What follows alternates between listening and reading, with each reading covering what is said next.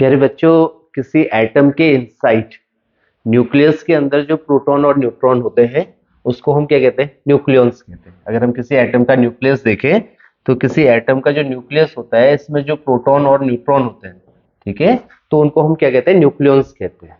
Clear हो गया? और इलेक्ट्रॉन इसके चारों तरफ रिवॉल्व कर रहे होते हैं। अब ये जो न्यूक्लियॉन्स होते हैं ये एक स्ट्रॉन्ग एनर्जी, स्ट्रॉन्ग फोर्स के द्वारा क्या होता है? बाइंड होते हैं, जिसको हम न्यूक्लियर फोर्स कहते हैं। अगर हमें इन प्रोटॉन और न्यूट्रॉनों को सेपरेट करना है तो उसके लिए हमें लार्ज अमाउंट ऑफ एनर्जी की जरूरत होती है, और उस एनर्जी को हम क्या कहते हैं? बाइंडिंग एनर्जी कहते हैं। क्या कहते हैं? Binding energy. The amount of energy required to separate the nucleons, nucleons को सेपरेट करने के लिए जिस एनर्जी की जरूरत होती है उस एनर्जी को हम बाइंडिंग एनर्जी कहते हैं। ठीक है, अब बाइंडिंग एनर्जी निकाली कैसे जाती है? यहां पर एक इंपॉर्टेंट न्यूमेरिकल बनता है बाइंडिंग एनर्जी बोर्ड के लिए। बाइंडिंग एनर्जी कैसे निकाली जाती है? Binding energy is equal to होता है मास डिफेक्ट मल्टीप्लाइड बाय, इसको सीधे सीधे आप 931.5 MeV से मल्टीप्लाई कर दो, क्योंकि 1 यूनिट जब मास डिफेक्ट होता है तो इतनी एनर्जी मिलती है। 1 यूनिट में हमें एनर्जी मिलती है 931.5 MeV। अगर डेल्टा एम मास डिफेक्ट होगा तो कितनी एनर्जी मिलेगी? किससे मल्टीप्लाई कर देंगे? Delta M multiplied by 931.5 MeV से। ठीक है, अब सपोज मेरे पास मान लो कोई एलिमेंट है, मान लो मेरे पास कोई एलिमेंट है जिसका न्यूक्लियाइड जो है इस तरीके का है। ठीक है, मान लो x कोई एक एलिमेंट है, इसका जो एटॉमिक नंबर है वो z है और जो इसका मास नंबर है a है। तो इसका मास डिफेक्ट कितना हो जाएगा? तो इसका मास डिफेक्ट हो जाएगा delta m is equal to, clear हो गया, नंबर ऑफ प्रोटॉन z हो गया multiplied by mass of proton plus number of neutron. देखो मास नंबर है a, एटॉमिक नंबर है z, तो नंबर ऑफ न्यूट्रॉन कितने हो गए? a minus z multiplied by mass of neutron. इन दोनों के मास का सम, प्रोटॉन और न्यूट्रॉन के मास के सम से हम माइनस कर देंगे किसको? मास ऑफ न्यूक्लियस को माइनस कर देंगे। तो ये जो आ जाएगा किसको क्या कहेंगे? मास डिफेक्ट कहेंगे। और मास डिफेक्ट अगर हमने निकाल लिया तो 1 यूनिट से हमें एनर्जी मिलती है 931.5 MeV के बराबर, तो इसको मल्टीप्लाई कर देंगे 931.5 MeV से मल्टीप्लाई कर देंगे तो हमारी क्या निकल जाएगी? बाइंडिंग एनर्जी निकल जाएगी। ठीक है, जनरली 2 या 3 नंबर में क्वेश्चन बनता है। ठीक है, तो जैसे 1-2 प्रीवियस ईयर के क्वेश्चंस में आपको डिस्कस करता हूं। जैसे अगर आपको क्वेश्चन दिख रहा होगा, इसमें क्वेश्चन लिखा हुआ है, क्या लिखा हुआ है? Calculate the mass defect, binding energy and binding energy पर न्यूक्लियॉन। क्लियर हो गया? देखो मास डिफेक्ट मैंने बता दिया, बाइंडिंग एनर्जी बता दी। बाइंडिंग एनर्जी पर न्यूक्लियॉन क्या होता है? आप क्या करोगे, जो बाइंडिंग एनर्जी आएगी उसको नंबर ऑफ न्यूक्लियॉन्स में सम ऑफ प्रोटॉन एंड न्यूट्रॉन से डिवाइड कर देंगे। क्लियर हो गया? नंबर ऑफ न्यूक्लियॉन से डिवाइड कर देंगे तो बाइंडिंग एनर्जी पर न्यूक्लियॉन आ जाएगी। ठीक है, जैसे आपको इस क्वेश्चन में देखो एग्जाम में आपको मास of proton, mass of neutron ये सब दिए रहते हैं। अब आप इस क्वेश्चन को देखोगे तो इसमें हमें दिया हुआ है carbon nucleus of mass of carbon 612 is इतना इतना। ठीक है, और हाइड्रोजन का आपको मास दिया है और न्यूट्रॉन का आपको मास दिया है, यानी कि प्रोटॉन का मास और न्यूट्रॉन का मास दिया हुआ है। और आपसे कहा है कि आप बाइंडिंग एनर्जी निकालो, मास डिफेक्ट निकालो, बाइंडिंग एनर्जी निकालो और बाइंडिंग एनर्जी पर न्यूक्लियॉन निकालो। तो हमें क्या करना है? देखो सबसे पहले देखो 6 हमारे पास क्या है, इस उसमें देखें आप तो हमारे पास 6 क्या है? एटॉमिक नंबर 6 है, यानी कि नंबर ऑफ प्रोटॉन 6 हो गए, और मास नंबर कितना है? 12 है, तो नंबर ऑफ न्यूट्रॉन कितने हो गए? 12 माइनस 6 यानी कि 6। तो कैसे निकालेंगे? देखो अभी मैंने बताया आपको, delta M is equal to number of proton कितने हैं? 6 multiplied by mass of proton, एक प्रोटॉन का मास है 0.07825 दिया हुआ है, प्लस नंबर ऑफ न्यूट्रॉन कितने हो गए? 12 minus 6 multiplied by mass of neutron आपको दिया हुआ है 1.00865। क्लियर हो गया? ये हमारे पास हो गया।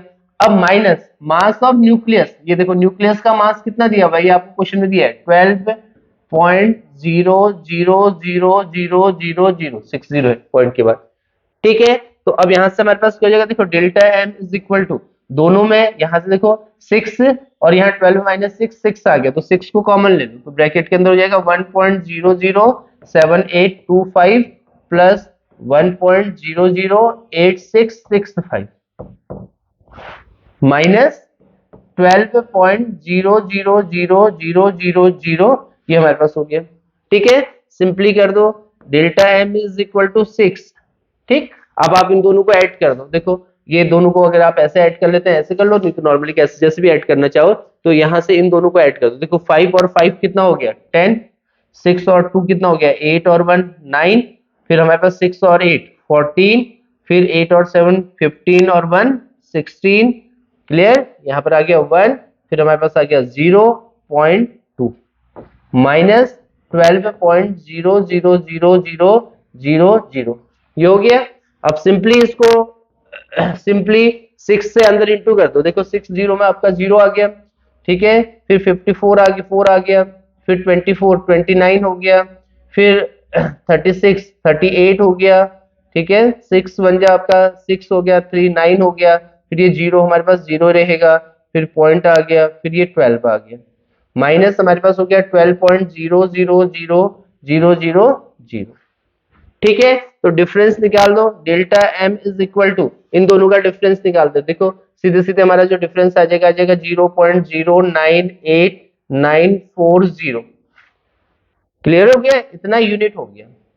ये क्या निकल गया हमारा मास डिफेक्ट निकल गया, ठीक है।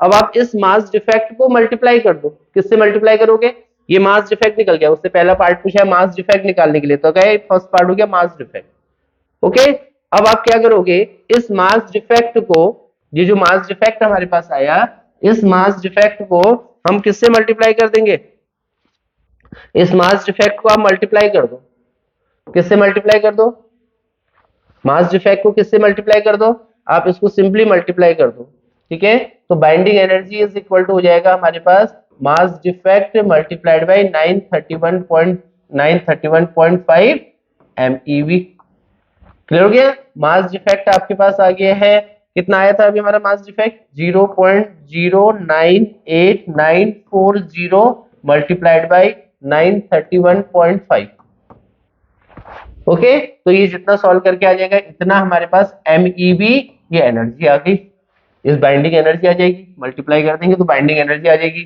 फिर उसने पूछा है बाइंडिंग एनर्जी पर न्यूक्लियन आप निकाल के बताओ, तो आप क्या करोगे, जो भी बाइंडिंग एनर्जी आएगी उसको नंबर ऑफ न्यूक्लियन से डिवाइड कर देंगे। नंबर ऑफ न्यूक्लियंस कितने हैं, देखो 6 हमारे पास प्रोटॉन है, 6 हमारे पास न्यूट्रॉन है, ठीक है। तो टोटल कितने हो गए 12 से डिवाइड कर देंगे, तो जितना आ जाएगा इतना MeV हमारी बाइंडिंग एनर्जी पर न्यूक्लियन आ जाएगा, क्लियर हो गया। तो इस तरीके से आप क्या निकाल सकते हो, बाइंडिंग एनर्जी आप निकाल सकते हो, ठीक है। तो आप एक अच्छा क्वेश्चन है ये एग्जाम के लिए। फिर ऐसे देखो दूसरा आपके पास एक क्वेश्चन और आपको स्क्रीन पर दिखेगा, सेम ऐसा ही क्वेश्चन आपको सॉल्व करना है। बाइंडिंग मास डिफेक्ट निकालो, बाइंडिंग एनर्जी निकालो, मास डिफेक्ट बाइंडिंग एनर्जी, और उसके बाद बाइंडिंग एनर्जी पर न्यूक्लियन निकाल के दिखाओ। ये भी दोनों बोर्ड के क्वेश्चन है, बोर्ड में आए हुए क्वेश्चन है, ठीक है।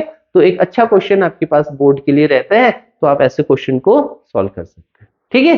चलो आज के लिए इतना ही है, ओके, थैंक यू।